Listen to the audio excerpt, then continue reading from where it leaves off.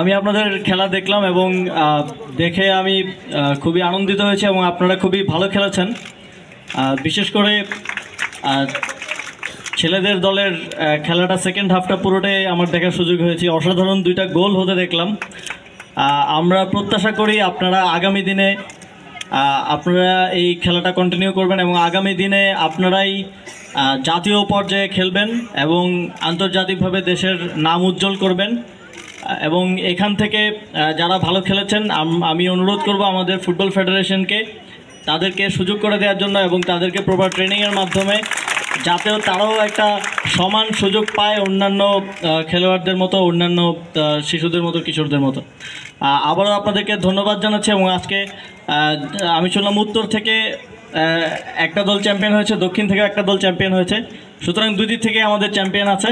আপনাদেরকে অভিনন্দন জানাচ্ছি এবং শুভেচ্ছা জানাচ্ছি। ধন্যবাদ।